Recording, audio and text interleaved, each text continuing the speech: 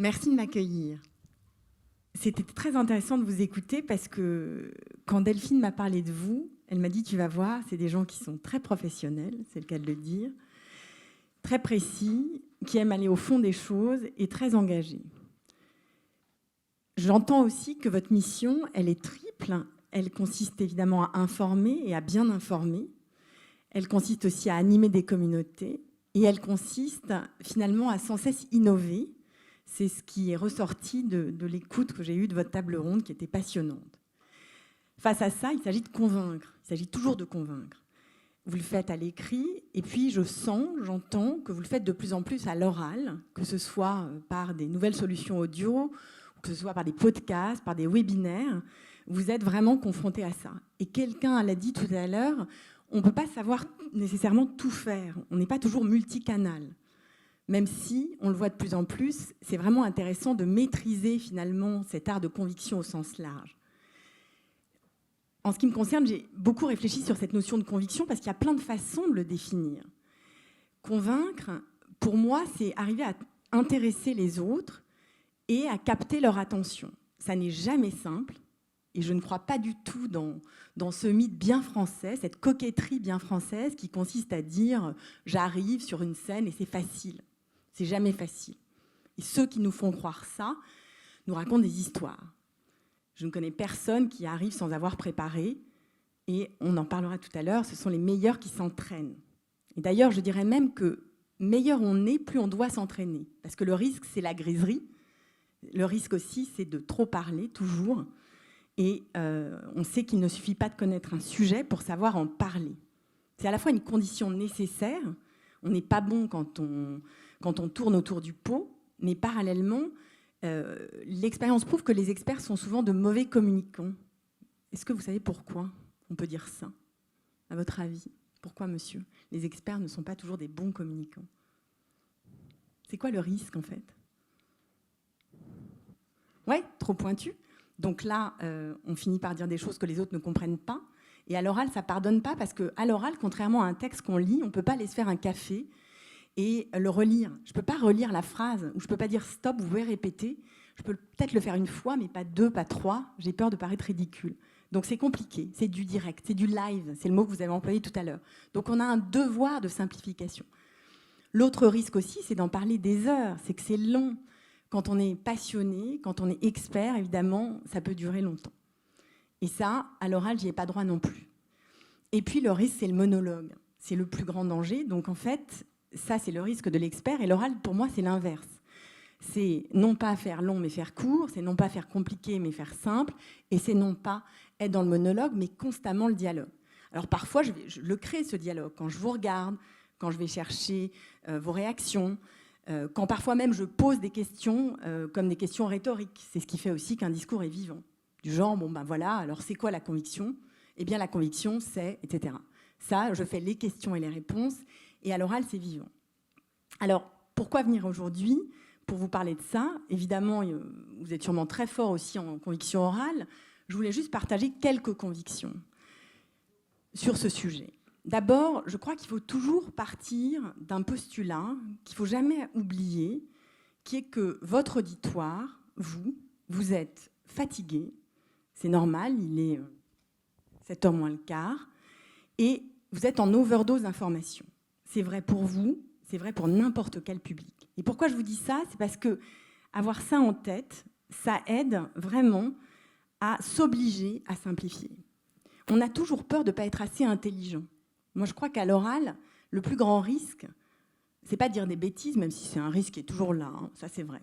Mais le plus grand risque, c'est surtout que votre public s'endorme et que votre public décroche. Pourquoi? Parce qu'il y en a sûrement parmi vous qui regardent leur téléphone, c'est normal, c'est mon ennemi numéro 1.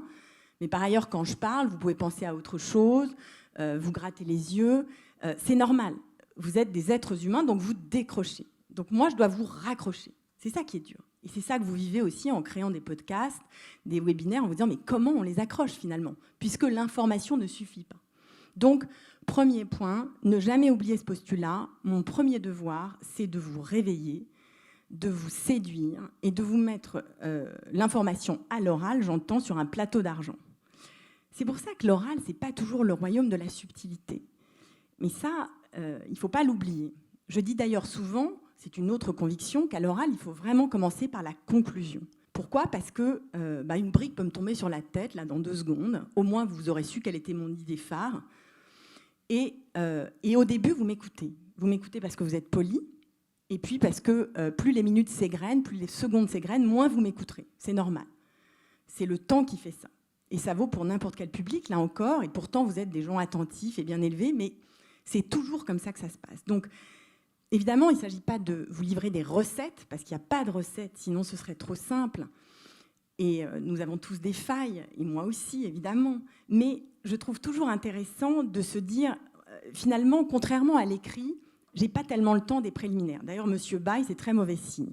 Donc, il faut vite que j'aille droit au but, parce que si le premier rang baille, alors là, c'est fichu. Que le dernier pense à autre chose, c'est normal, mais le premier rang, c'est pas bon. Donc, il faut vraiment, effectivement, faire aussi l'effort de faire court. Je me souviens du discours de la reine d'Angleterre. Je ne sais pas si vous avez ça en mémoire, un des derniers. Elle n'a pas beaucoup parlé. Sa force, c'est qu'elle parle peu et qu'elle parle en étant très brève. Est-ce que vous savez combien de temps a duré son discours du Covid, au moment du Covid, le 5 avril 2020 ? Ouais, à peine, 4 minutes 30. Donc ça, elle bat tous les records. Elle est assise, elle est assez figée, elle a son style, elle a sa voix. Ça, déjà, c'est important, parce qu'elle ne singe personne, elle est inimitable, ça c'est vrai. Ses couleurs, ses chapeaux, son air de vieille dame vive. Et elle est elle-même, mais surtout, elle est brève. Elle écrit ça avec son secrétaire particulier, et elle se dit, là, j'ai pas beaucoup de temps. Et pourtant, elle dit plein de trucs. Plein de trucs. Elle remercie le personnel soignant. C'est un peu l'anti-Macron à ce moment-là. C'est-à-dire que nous, on a un discours qui dure quasiment 1 heure et un autre qui dure 4 minutes 30. Et elle dit des tonnes de trucs. Elle s'offre même le luxe de parler du premier message télévisé qu'elle a fait avec sa sœur quand elle a voulu soutenir ses enfants qui étaient séparés de leur famille pendant la guerre. Donc c'est vraiment un condensé extraordinaire. Et ça nous rappelle que, comme disait Tchekhov, qui pourtant a écrit aussi des textes très longs, la brièveté est sœur du talent. Kennedy aussi était très soucieux de faire court. Il disait « je ne veux pas passer pour un moulin à parole ». Donc il n'arrêtait pas d'embêter Sorensen, sa plume, en disant « fais court ». Et on voit les différents manuscrits de son discours d'intronisation en 61 où il n'arrête pas de rétrécir. Par contraste, il y a un président des États-Unis qui s'appelle William Henry Harrison. Si quelqu'un le connaît ici, je lui remets un prix, même si ce n'est pas mon rôle, parce que ce président, personne ne le connaît. C'est le 9e président des États-Unis. Et personne ne le connaît pour une raison très précise, c'est qu'il a parlé pendant 2 heures par un froid de canard, il a parlé très longtemps, et il en est mort. Il en est mort parce qu'il a eu une pneumonie. Donc malheur au général qui ne change pas de stratégie, et malheur à ceux qui font trop long. C'est toujours risqué. Alors, ça ne veut pas dire qu'on ne peut pas avoir un podcast d'1 heure, on voit que parfois ça marche, ça fait du bien aussi le temps de l'analyse. Mais on va dans un monde où il faut aller de plus en plus vite et faire de plus en plus court et assumer ses choix et se dire surtout par rapport à mon sujet, quel choix je fais. Et évidemment, c'est le travail que vous faites au quotidien en réfléchissant sur des nouveaux formats. Je dis souvent que, en tout cas c'est la vision que j'en ai, un discours c'est comme une tarte aux fruits. Ça doit donner envie. Il faut toujours donner envie. D'ailleurs, quelqu'un l'a dit tout à l'heure, je crois que c'était un des termes que vous avez employé, cette voix qui doit être humaine, qui doit être naturelle, c'est cette justesse qu'on cherche, hein.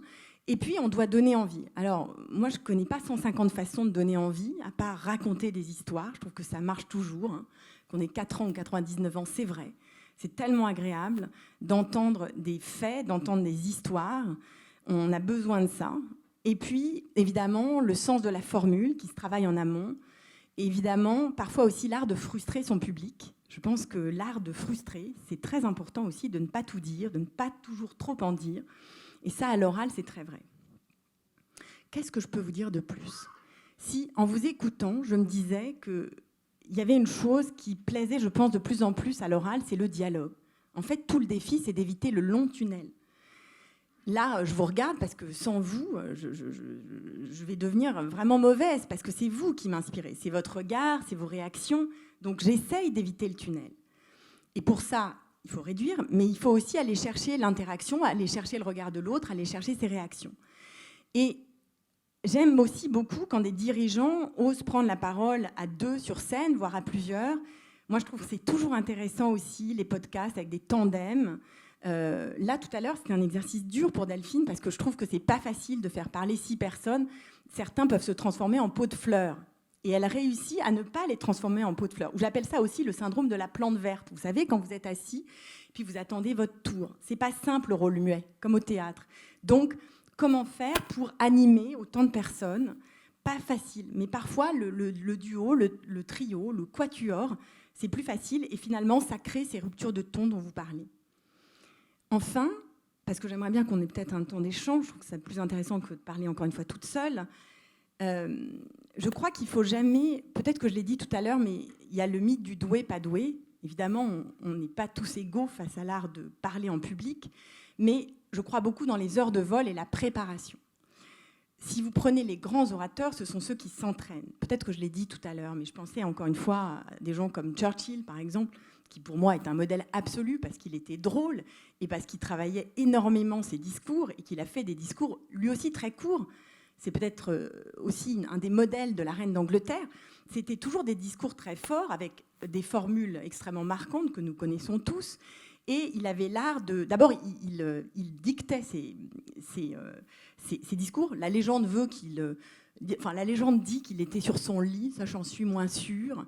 Mais en tout cas, il les dictait. Et puis ensuite, il prenait son fameux stylo rouge. Et alors, c'est hyper intéressant. On voit qu'il corrige pendant des heures.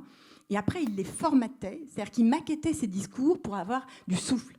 Et ça ressemble à des psaumes. Ça, c'est son éducation religieuse. Ça ressemble aussi à du Shakespeare. Mais il faisait tout. Oh, pardon pour ce petit problème de micro. Il faisait tout pour que, pour que ce soit parfait. Et c'était des heures et des heures de travail. D'ailleurs, il avait été traumatisé vers l'âge de 20 ans, parce qu'un jour, il a fait, comme vous tout à l'heure, ou comme moi maintenant, il est arrivé sur scène, et puis tout à coup, il a eu un blanc, mais un blanc horrible. Et donc, il avait toujours ses fiches avec lui. Vous verrez toujours Churchill avec ses fiches, et parfois, il vaut mieux avoir un adjuvant que de parler seul, sans rien, quand on sent qu'on n'en est pas capable. D'ailleurs, moi, j'ai pris mes fiches parce que tout à l'heure, j'avais la trouille. Et je vous raconte. Alors ça, c'est une coquetterie aussi, c'est de dire, je ne dis pas du tout ce qu'on m'avait écrit. Ça, c'est un grand truc. Hein. Alors, je vais vous dire exactement ce qu'on n'avait pas prévu. Mais là, c'est vrai, à peu près, et en même temps, pas tout à fait. Donc, qu'est-ce qui est intéressant? C'est juste de dire que, effectivement, ça se travaille, mais tout l'enjeu, c'est que ça ne se voit pas. Tout l'enjeu, c'est de garder cette spontanéité. Et donc, souvent, je me suis aussi interrogée en me disant, mais comment ça se travaille et comment ça se mémorise que ce soit animer un podcast ou animer un webinaire, comment est-ce qu'on arrive à ne pas être prisonnier de son texte et en même temps à être à l'aise? Et en fait, Pivot avait cette méthode que je trouve très intéressante, qu'il apprenait par cœur sa première phrase. Pourquoi? Parce que c'est le pic du stress. En fait, le moment où on n'est pas bien, c'est quand on monte. C'est horrible. Enfin, je ne sais pas comment vous le vivez, mais pour moi, c'est horrible. J'ai écrit ce livre parce que je trouve ça difficile. Et encore aujourd'hui, je trouve ça difficile. Je trouve ça même plus difficile aujourd'hui parce que je me dis qu'on ne va pas me rater après avoir écrit un livre pareil. Avant on me ratait complètement, ce n'était pas grave. Là, c'est un peu plus gênant. Mais en fait, le plus dur, c'est le début, avec ce pic de stress. Ensuite, moi, je retiens toujours les étapes clés, c'est-à-dire que j'ai des repères. Vous voyez, c'est comme un pari... je suis très mauvaise en géographie, donc je vais essayer de ne pas me tromper, mais c'est comme un Paris-Marseille, il faut retenir les étapes. On passe par Lyon, non, quand on va à Marseille? Bon, merci Laurent. Donc on passe par Lyon. Je retiens qu'on passe par Lyon. Mais je ne vais pas retenir tous les villages. Et je ne vais pas chercher à me rappeler toutes les étapes, sinon je suis cuite. Donc il ne faut pas se dire qu'il faut tout mémoriser. Il n'y a que le général de Gaulle qui faisait ça.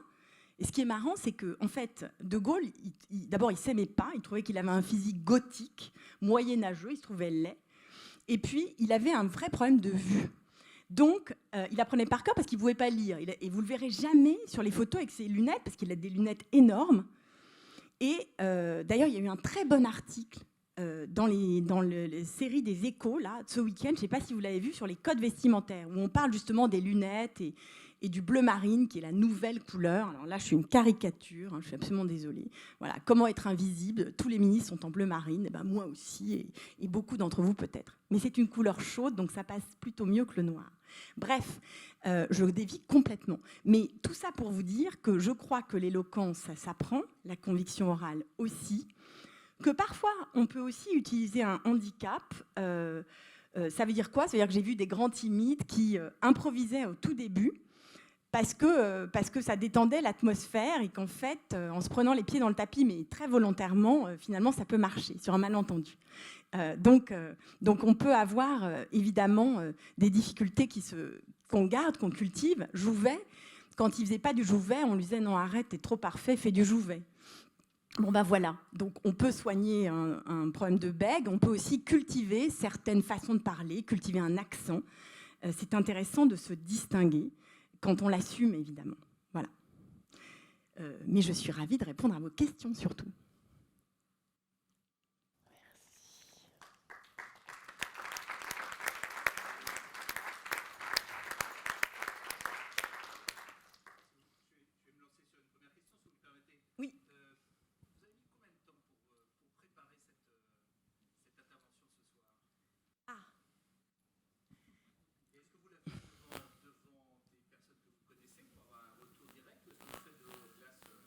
Non, alors je ne parle jamais devant ma glace. D'abord parce que dans ce cas-là, je me trouve moche et ça me perturbe.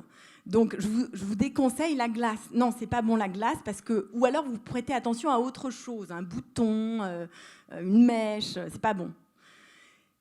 Mais en revanche, je l'ai fait devant quelqu'un. Oui, je l'ai fait devant mon équipe juste avant de partir. Donc ça, j'aime bien parce que je pense que c'est important. J'ai écrit la structure hier soir. C'est un peu tard. Hein. C'est un peu tard. Je préfère normalement le faire un peu avant, mais parfois on n'a pas le temps. Donc là, je me suis dit, par où je commence? D'abord, j'ai bien sûr parlé avec Delphine, parce que pour appliquer ce que je raconte, il faut évidemment que je connaisse les gens à qui je parle. D'une certaine façon, je ne connais rien de vous. Je n'ai aucune expertise comme la vôtre. Mais il faut toujours se dire à qui je parle. Donc là, cet échange, c'est ce qui me guide. Et puis ensuite, quand je suis arrivée, un peu avant, pour prendre la température, je me suis dit, mais en fait, c'est vachement agréable, il y a une espèce de ton de la confidence, c'est vrai, c'est sérieux et tout. Donc je me suis dit, tu te calmes, là. Tu ne parles pas trop fort, tu bouges pas trop. Ça m'apaise aussi, c'est-à-dire qu'il faut prendre la température. Donc il y a ce qu'on prépare et puis il y a l'instant précis. Et parfois, il y a un décalage. Et je crois que la difficulté, d'ailleurs, c'est ça, c'est qu'il faut bien préparer pour pouvoir s'adapter. Parce que ça ne se passe jamais comme prévu. Ça, je pense que c'est la règle.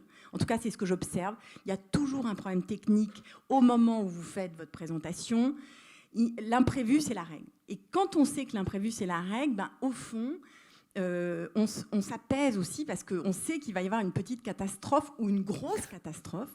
Et c'est pour ça aussi qu'en dire peu, ça aide. Donc là, je vous en ai peu dit. Ça répond à votre question ou pas du tout?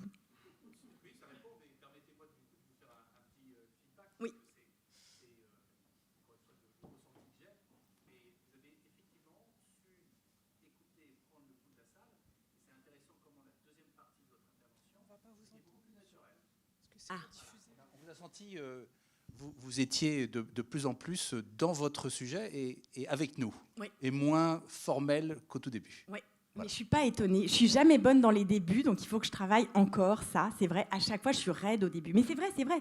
Et c'est dur de rentrer en conversation avec les gens. Donc, je merci pour cette remarque. Je suis d'accord avec vous. C'est nous qui vous remercions, c'est très intéressant. Et on va acheter votre livre, évidemment. Merci. Merci beaucoup. Merci beaucoup, Amélie Blancard. Je rappelle l'auteur de Votre parole vaut de l'or, 25 règles pour convaincre. Ils viennent de sortir aux éditions Plomb. Merci, on l'applaudit.